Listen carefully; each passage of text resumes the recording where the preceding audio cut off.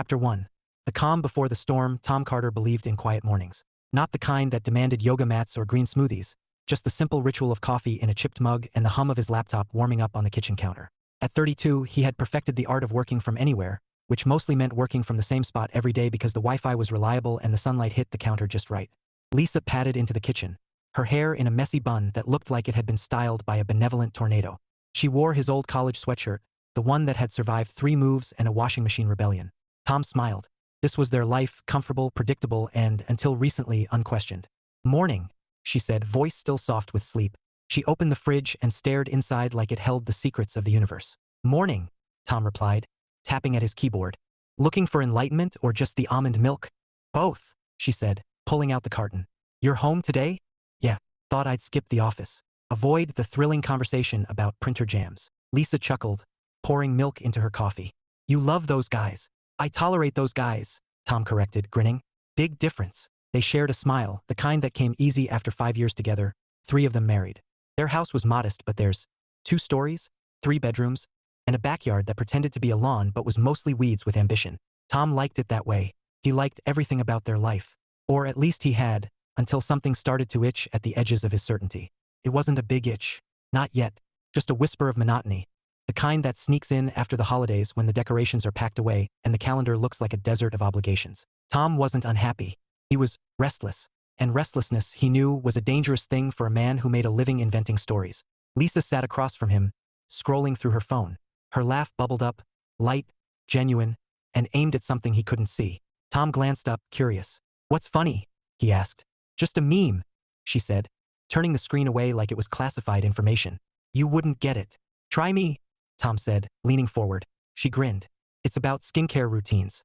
You barely wash your face." "Hey, I splash water aggressively," Tom protested. "That counts." She laughed again and Tom let it go. It was nothing. Just a meme. Just a laugh. Just something. He returned to his laptop, but the sound of her laughter lingered like a song stuck in his head. Later that afternoon, Tom stepped outside to grab the mail. The suburban street was quiet, the kind of quiet that made you notice things, like the moving truck parked 2 houses down.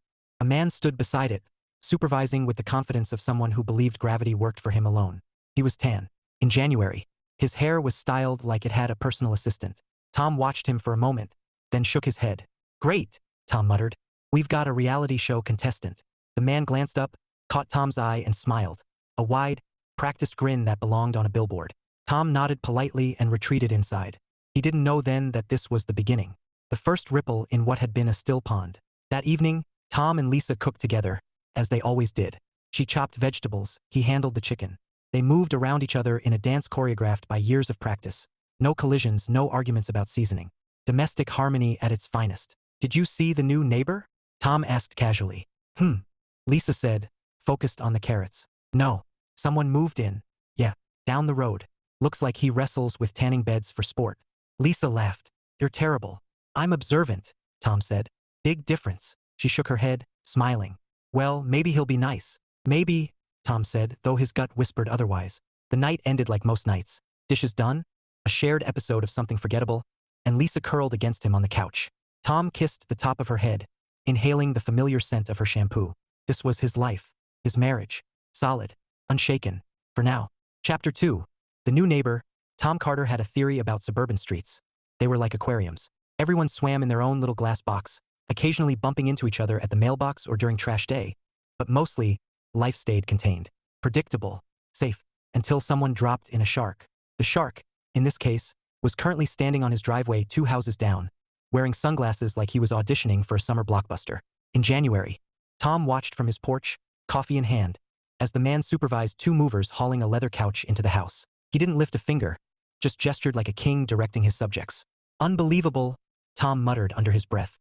"We've got a tanning bed gladiator." Lisa stepped out behind him, tying her hair into a ponytail. "What's unbelievable?" Tom tilted his head toward the scene. "New neighbor. Exhibit A in the Museum of Overconfidence." Lisa squinted. "He looks normal."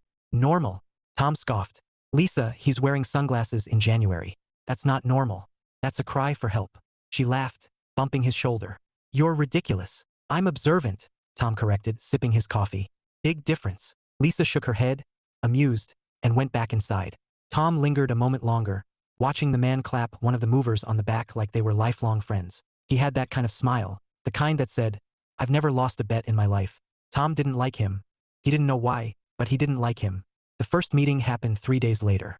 Tom and Lisa had just returned from the grocery store, arms full of bags, when the shark struck. "Hey there!" a voice called out. Tom turned, balancing a bag of produce against his hip.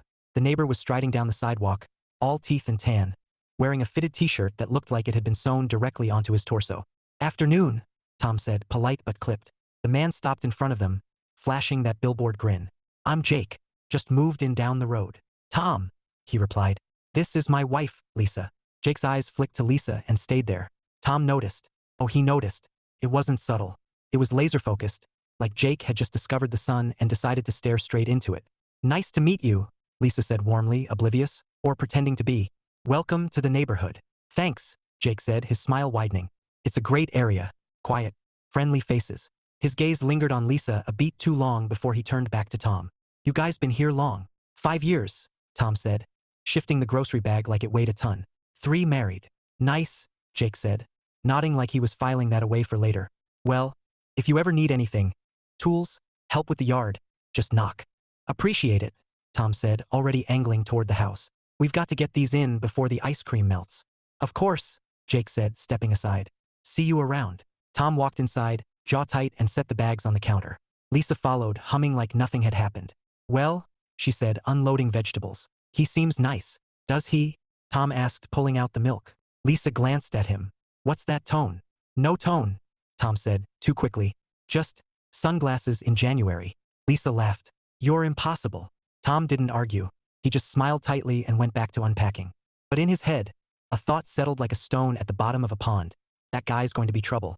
That night, Tom lay in bed staring at the ceiling while Lisa scrolled through her phone beside him.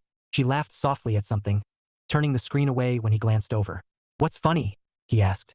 "Just a meme," she said, smiling. Tom nodded, forcing a smile. "Just a meme. Just a laugh. Just something." He turned off the light, but sleep didn't come easy. Chapter 3. The shift. February crept in like a cat, quiet, unassuming, and somehow everywhere at once. The snow had melted into slush. The neighborhood was still nursing its post-holiday hangover, and Tom Carter was nursing something else entirely. A feeling he couldn't name. Started small. A laugh here, a smile there.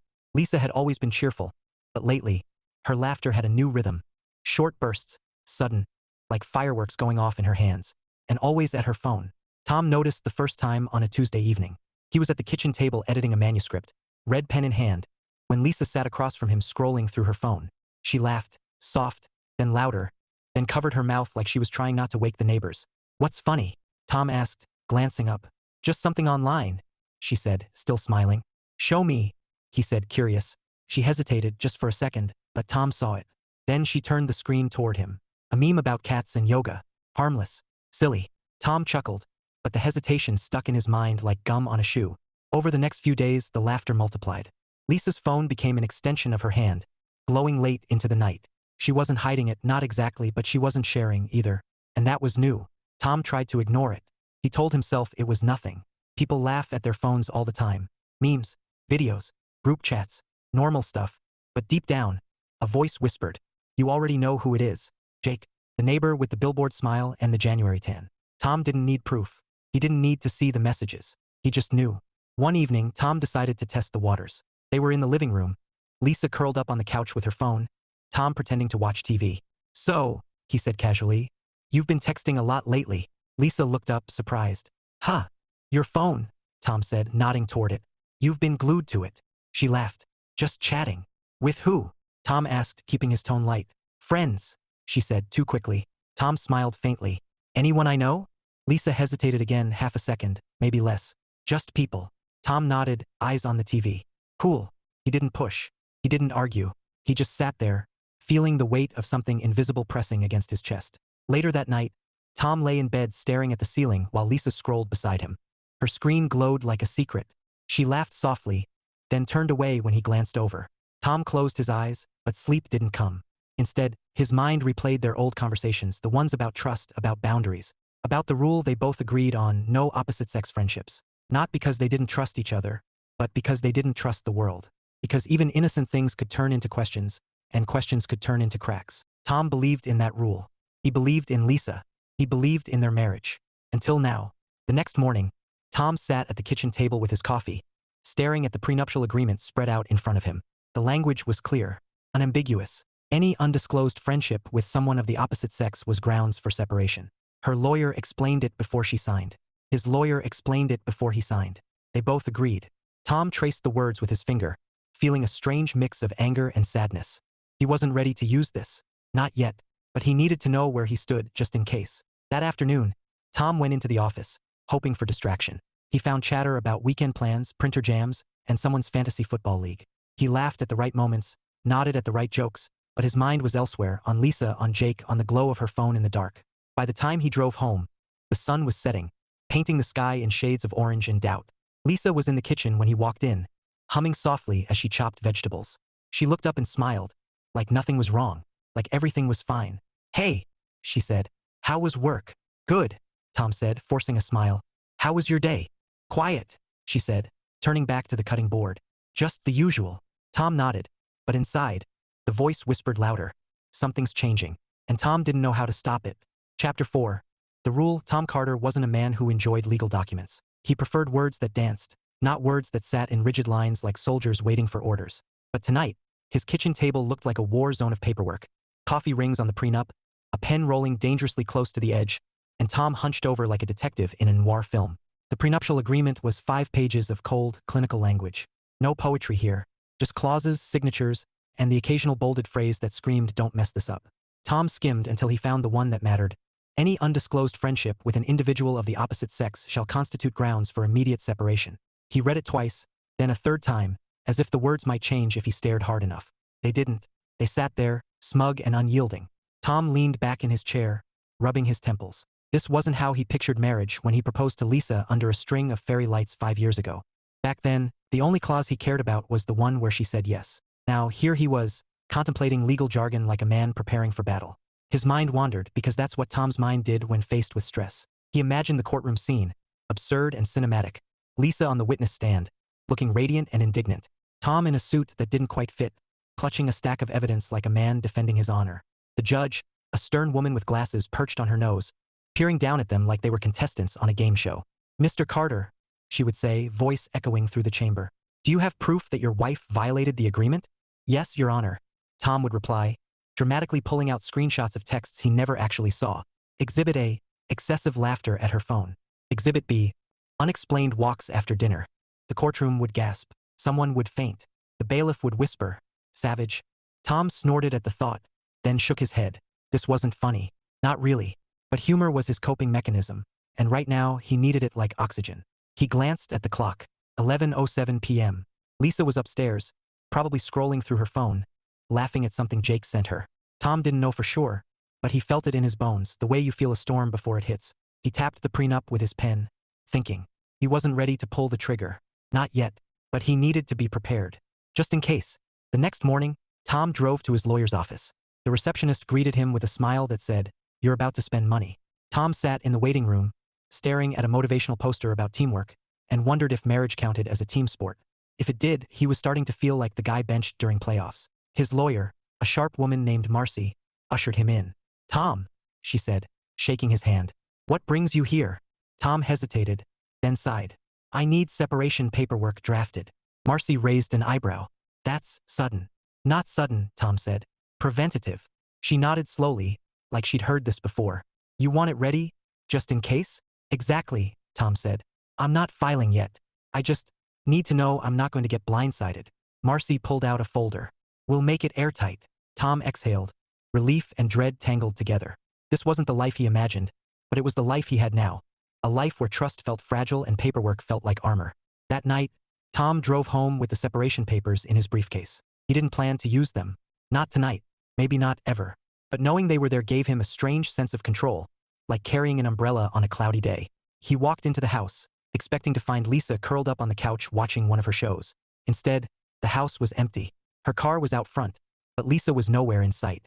Tom stood in the doorway, keys in hand, and felt the storm roll closer. Chapter 5. Escalation. The first walk happened on a Thursday. Dinner was done, dishes stacked neatly in the dishwasher, and Tom was settling into his usual post-meal ritual. Laptop open, manuscript glowing, coffee steaming. Lisa stood by the door, slipping on her sneakers. "Going somewhere?" Tom asked, glancing up. Just a walk, she said, tying her laces. Clear my head. Tom blinked. Since when do you take walks after dinner? Lisa shrugged. Since now. I've been sitting all day. Okay, Tom said slowly. Want company? She smiled. Soft. Polite. Like he just offered her a coupon for something she didn't need. Nah. You've got work. Tom watched her leave, the door clicking shut behind her. He stared at it for a long moment, then turned back to his laptop. Words blurred on the screen. His mind wasn't on the manuscript. It was on the sidewalk. On Lisa. On Jake. The walks became routine. Twice a week, then 3 times. Always after dinner. Always alone. Tom tried to play it cool. He told himself it was innocent. People walk. People clear their heads. But deep down, the voice was louder now. She's meeting him. He didn't follow her. He wasn't that guy, the lurking in bushes guy, the GPS tracker guy. No. If Lisa was going to break his heart, she was going to do it without training wheels. Tom was a good husband. A loyal man. He wasn't about to beg someone to love him, especially someone who promised to forsake all others. Still, paranoia is a persistent houseguest. It doesn't knock. It just moves in. Tom tried distractions. He went to the gym where he spent 20 minutes pretending to know what a kettlebell was for. He joined a coworker for drinks, only to spend the entire time nodding at fantasy football stats he didn't understand. He even downloaded a meditation app, which lasted exactly 1 session before the soothing voice made him want to throw his phone out the window. Nothing worked. Every time Lisa laced up her sneakers, Tom felt the walls closing in. One night, after her 3rd walk that week, Tom sat at the kitchen table staring at the separation papers in his briefcase. He hadn't shown them to her. Not yet, but he kept them close, like a fire extinguisher, hoping he'd never need them, but knowing he might. He opened the folder, scanning the clauses again. His lawyer's handwriting was neat, clinical. The timeline he'd started was there too. Dates, notes, little arrows pointing toward inevitability. Tom sighed, rubbing his temples. He loved Lisa. He loved her laugh, her quirks, the way she stole his socks and claimed they were hers. But love didn't erase disrespect. And if she was making him compete for her attention, he wasn't playing that game. The next evening, Lisa came home from her walk glowing, cheeks flushed, hair wind-tossed. She smiled when she saw Tom on the couch. Hey, she said. You're home early. Yeah, Tom said, closing his laptop. Had to run an errand. Decided to finish work here. Lisa nodded, heading to the kitchen. Want some coffee? Sure, Tom said, watching her move around the counter like nothing was wrong, like everything was fine. When she brought him the mug, he asked calmly, Where were you?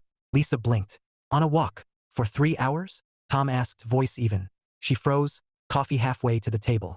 3 hours. Tom nodded. I've been here since 6. Lisa set the mug down, her smile faltering. I was visiting Jake. Tom's jaw tightened. For 3 hours? Lisa's eyes widened. We were just talking. Tom stood slowly, walked to the table where the briefcase sat, and pulled out the folder. He handed it to her without a word. Lisa stared at it, confusion turning to shock. Tom, what is this? Separation papers, he said, voice calm but cold. You broke our agreement. Her face drained of color. Tom, wait. You have 30 days to move out, he said, already heading for the door. Lisa stood in the living room, stunned into silence, clutching the papers like they were a foreign language. She loved Tom. She loved him with all her heart. And now, she was watching him walk away. Chapter 6. The breaking point. Lisa stood frozen in the kitchen, the separation papers trembling in her hands like they were radioactive. Her heart pounded so hard she could hear it in her ears. This wasn't real. Couldn't be real. Tom, her Tom, was walking toward the door with the calmness of a man returning a library book. Tom, she said, her voice cracking. Wait. He stopped, hand on the doorknob, but didn't turn around. Tom, please, she tried again, stepping forward. What is this? What's going on? He turned slowly, his face unreadable. You broke our agreement. Lisa blinked, stunned. Agreement? What agreement? Tom's jaw tightened. The one we made before we got married. No opposite-sex friendships. No gray areas. No questions. Lisa stared at him, words failing. Tom, I wasn't. You were at his house for 3 hours, Tom said, his voice calm but sharp enough to cut glass. 3 hours, Lisa. Her throat went dry. We were just talking.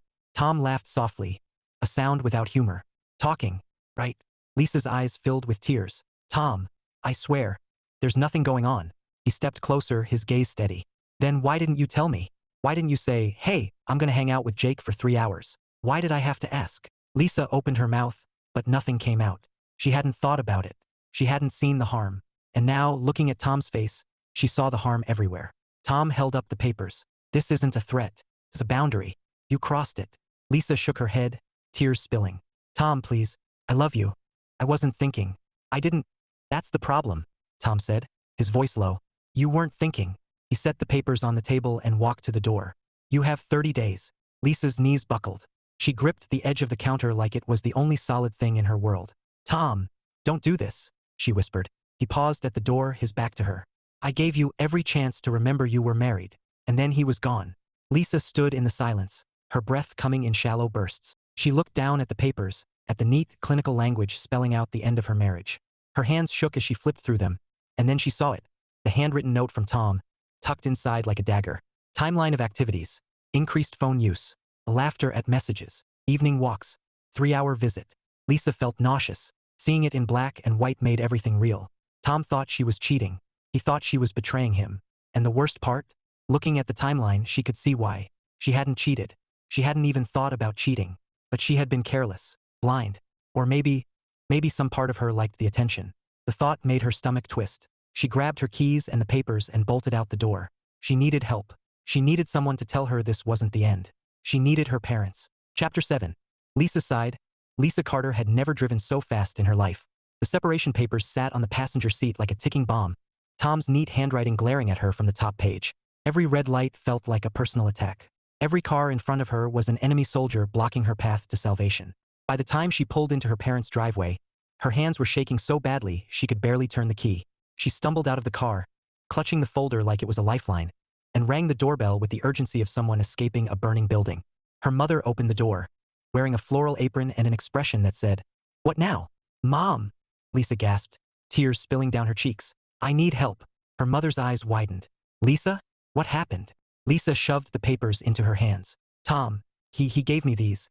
Her mother scanned the first page, her lips tightening. "Separation papers?" Lisa nodded, sobbing. "He thinks I'm cheating." Her mother's voice sharpened like a knife. "Are you?" Lisa recoiled. "No. God, no. I would never." Her father appeared behind her mother, adjusting his glasses. "What's going on?" "Tom's filing for separation," her mother said, handing him the papers like they were evidence in a crime scene. Her father read silently, his jaw tightening with every line. When he reached the handwritten note, he let out a low whistle. "Timeline of activities," he muttered. "Lisa, this looks bad." Lisa collapsed onto the couch, burying her face in her hands. "It's not what it looks like." Her mother sat beside her, voice firm.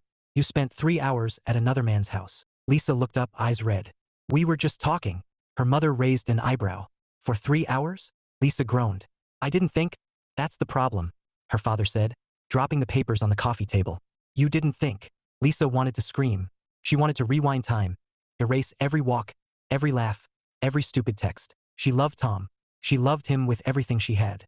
And now, she was watching her marriage unravel because she was careless. Her mother crossed her arms. "Who is this man?" "Jake," Lisa said, her voice small. "The new neighbor." Her father snorted. "Figures." Lisa blinked. "Figures. Men like that don't move into quiet neighborhoods for peace and quiet," he said. "They move in for sport." Lisa felt sick. She thought about Jake. His smile, his charm, the way he made her laugh. She thought about how she never questioned his intentions. And now, looking at Tom's note, she saw it clearly. Jake wasn't harmless. He was positioning himself, and she let him. Her mother's voice softened, just a little. "Lisa, do you want to save your marriage?" Lisa nodded so hard her neck hurt. "Yes, more than anything." "Then you need to fix this," her mother said. "Fast." Lisa wiped her tears, determination sparking through the fog of panic. She wasn't going to lose Tom. Not over this. Not over Jake. She would fight. She would explain. She would do whatever it took. Even if it meant admitting the truth she didn't want to face. She'd been naive, blind, maybe even a little flattered, but never unfaithful. And Tom needed to know that. That night, Lisa lay in her childhood bedroom staring at the ceiling, the papers spread out beside her like ghosts. She read Tom's note again, every word a dagger. "I believed you before. It didn't matter. If you ever make me feel like I'm competing for you again, I'm out." No discussion. Lisa swallowed hard. She had one chance to make this right. One chance to prove she wasn't the villain in Tom's story. And she wasn't going to waste it. Chapter 8. The fallout. Tom Carter wasn't sure what heartbreak was supposed to feel like. He'd read about it, written about it, even edited stories dripping with melodrama. But living it was different. It wasn't loud. It wasn't cinematic. It was quiet, heavy, like someone had turned down the volume on his life. He sat on the couch, laptop closed, separation papers tucked back into the briefcase like a secret. The house was silent except for the hum of the refrigerator and the occasional creak of settling wood. Lisa's absence was a physical thing. like a missing piece of furniture. He could feel it in the air. Tom stared at the blank TV screen, remote in hand, but couldn't bring himself to turn it on. Every show felt pointless. Every distraction felt hollow.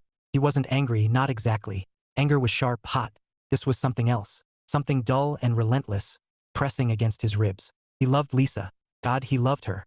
But love didn't erase disrespect. And tonight, when she admitted she'd spent 3 hours at Jake's house, something inside him snapped. Not in rage. Tom wasn't a man who yelled, but in resolve.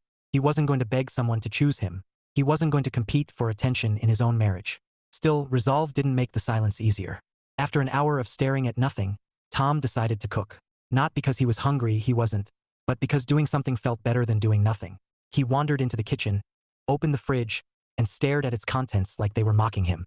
Half a carton of eggs, a bag of spinach that looked like it had seen better days, chicken breasts he'd meant to cook yesterday. Tom grabbed the chicken, tossed it on the counter, and realized he had no idea what he was doing. Lisa usually handled the seasoning.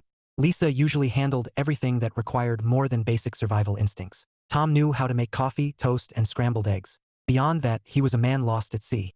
Okay, he muttered, pulling out a pan. How hard can this be? 20 minutes later, the kitchen looked like a crime scene. Oil splattered across the stove. A wooden spoon lay in defeat on the floor. The chicken was, well, technically cooked, but it resembled something you'd find in a survivalist documentary. Tom stared at it, fork in hand, and laughed. A short, bitter sound that surprised him. Perfect, he said to no one. Just perfect. He took a bite. Tasted like regret. After abandoning the chicken, Tom poured himself a glass of whiskey and sank back onto the couch. He scrolled through his phone, ignoring the flood of notifications from work, until one caught his eye. A text from Lisa. Lisa, please Tom, can we talk? Tom stared at the screen, thumb hovering over the keyboard. He didn't reply. Not yet. He wasn't ready. He needed space. He needed clarity. He needed something he couldn't name. He set the phone down, took another sip of whiskey, and closed his eyes. For the first time in years, the house felt like a stranger's home. Chapter 9. The truth, Lisa Carter had never been good at confrontation. She was the type who apologized when someone bumped into her, who smiled through bad service, who let things slide because peace was easier than war. But tonight, peace wasn't an option. She parked her car in front of Jake's house, gripping the steering wheel like it owed her money. The porch light glowed warm and inviting, but Lisa felt nothing but cold fury. She wasn't here to chat. She wasn't here to laugh at memes. She was here to end this. She marched up the walkway, her sneakers crunching against the gravel, and knocked hard enough to make the door rattle. A moment later, Jake appeared, wearing a t-shirt that looked painted on and a grin that belonged in a toothpaste commercial. Lisa, he said, his voice smooth as silk. This is a surprise. Yeah, Lisa said, her tone sharp. We need to talk. Jake leaned against the doorframe, casual, confident. Sure, come in. No, Lisa said, folding her arms. Right here. Jake raised an eyebrow, amused. Okay. What's up? Lisa took a deep breath, her pulse pounding. Whatever you think is happening between us, it's not. It never was. And it never will be. Jake blinked, then chuckled softly. Whoa, where's this coming from? Don't play dumb, Lisa snapped. You've been texting me nonstop. You've been trying to get close, and I was stupid enough not to see it. Jake's grin faltered, just a little. Lisa, come on. We're friends. No, Lisa said, her voice firm. We're not. I'm married. Happily married. And I'm not going to let you ruin that. Jake held up his hands, mock surrender. Hey, I'm not trying to ruin anything. Lisa glared at him. You were trying to ruin everything. Jake smirked, recovering his swagger. If your husband's that insecure, that's on him. Lisa's stomach twisted. Don't you dare, she said, stepping closer. Tom is the best man I've ever known.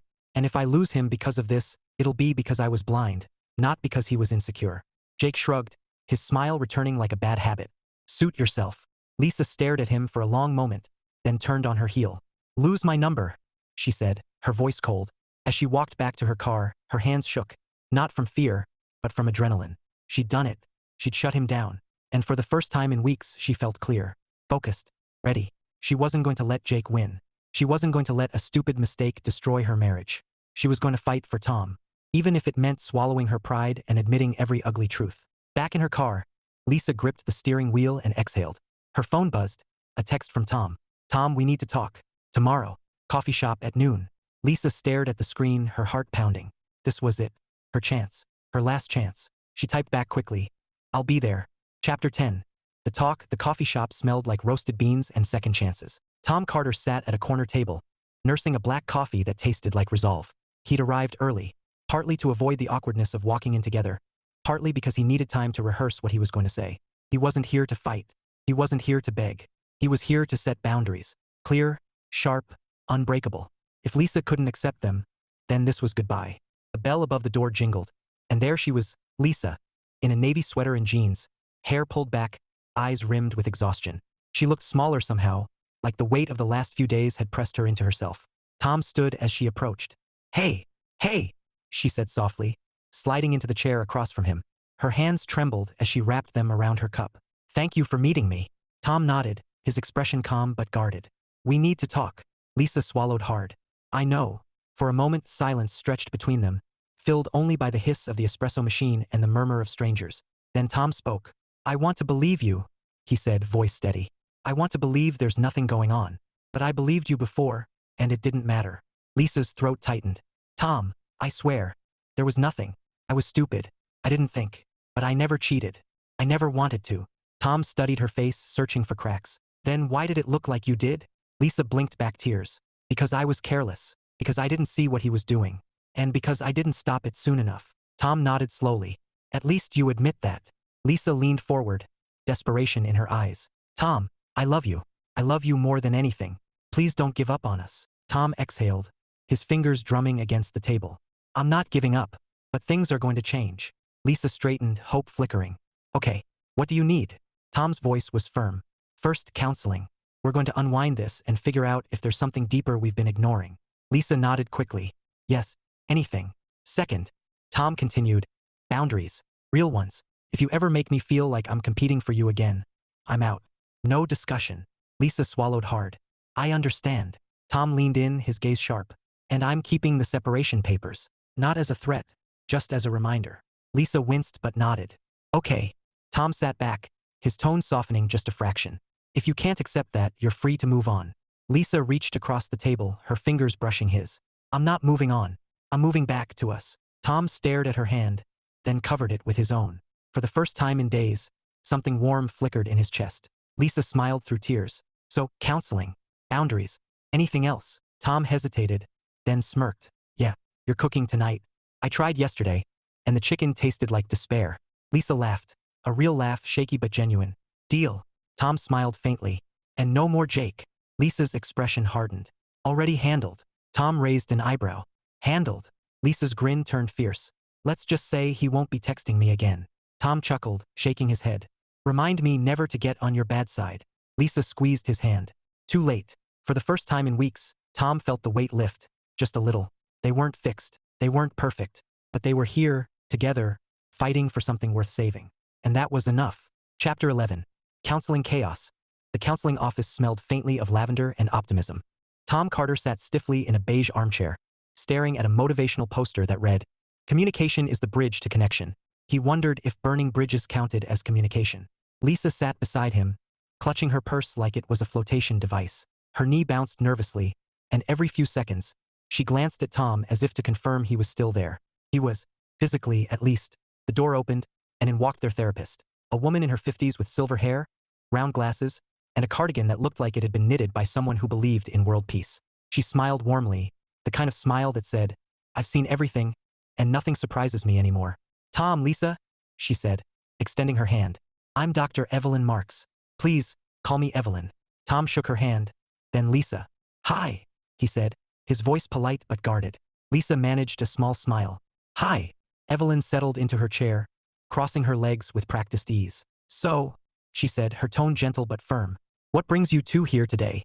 Tom raised an eyebrow. You mean besides the separation papers? Lisa shot him a look. Tom.